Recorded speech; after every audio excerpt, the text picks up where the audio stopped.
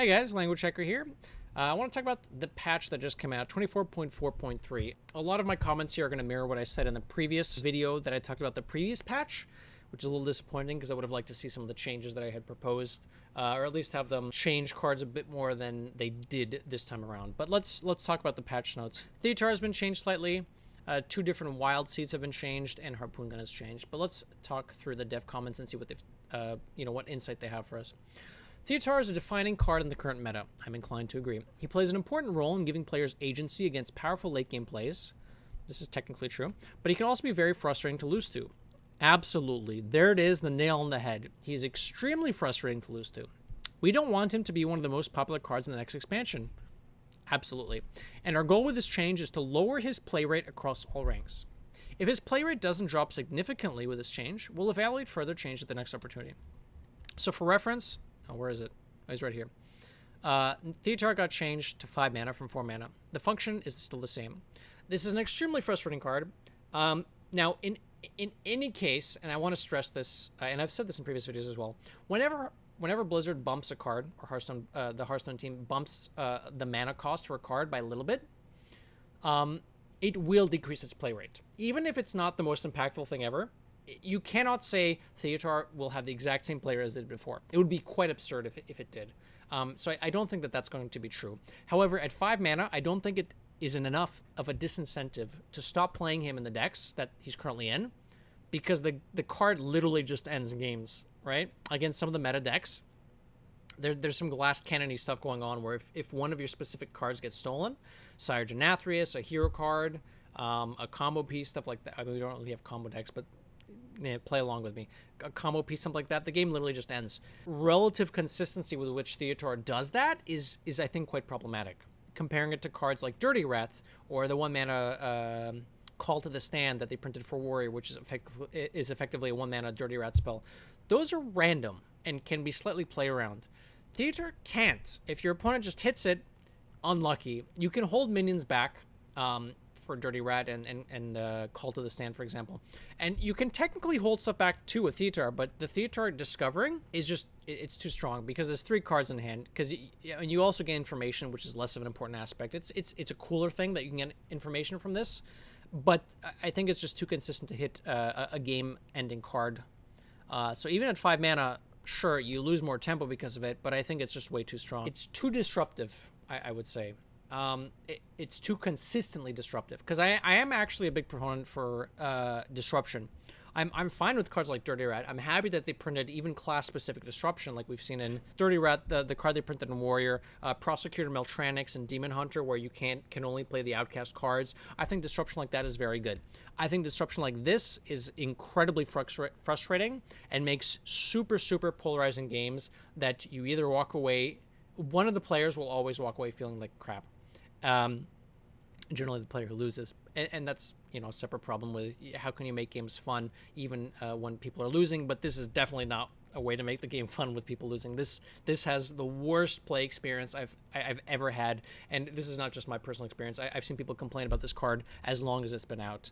The idea was really cool at the start, but it's just, I don't know. I think this has to go.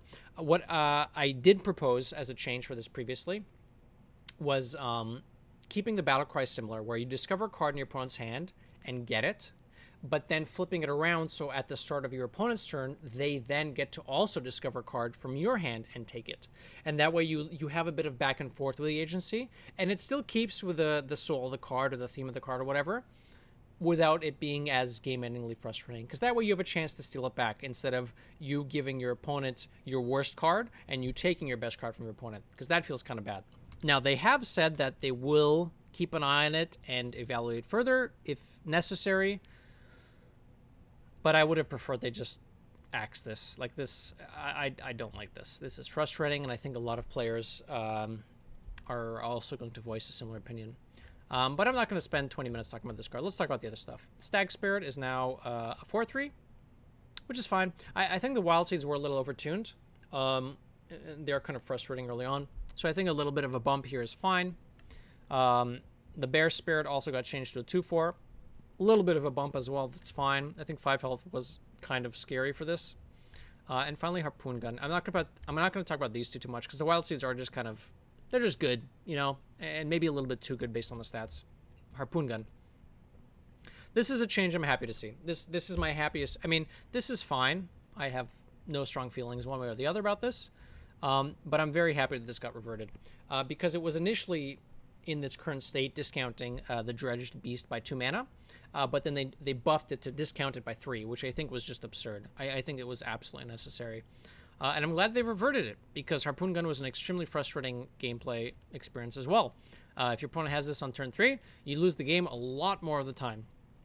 And I'm very unhappy about cards that have increasingly large win rates compared to the average card in your deck on a specific turn. And Harpoon Gun was absolutely it. Now, is it still going to be annoying to face Mountain Bear on turn 5? Yeah, but it's not going to be as as backbreaking, and specifically Hydrauldon as well. So I'm glad that this got reduced. I'm not much to say about this. This is good. I don't want to make cards super unfun and 0 power level, but I do think that they need to be reined in a little bit when they get a bit too popular or powerful. Let's see what they have to say about this. Hunter has been the most popular and arguably the most powerful class in the game for some time. Yeah, especially in lower ranks. This I agree with. I don't think Hunter was too problematic at high ranks because people just played decks that were better against it. But it's a very easy deck to play with the Wild Seeds and Harpoon Gun on curve and stuff, and I think that was frustrating for an average player. These changes are meant to address some of the sharper play patterns this class is capable of, while simultaneously lowering the overall class power level. I am happy with this. The above craftable cards, as well as Poacher, Charge, everything that is Wild Spirits, will be eligible for full dust refund for 2 weeks following patch 24.4.3. So if you're seeing this in time, check your collection. If you have duplicates, be sure to dust these. You get extra dust back. So all in all, disappointed, meh, sure, happy. They could have perhaps done some buffs, but I believe, I don't know if it says it here, it might have just been on Twitter. Yes, here it is.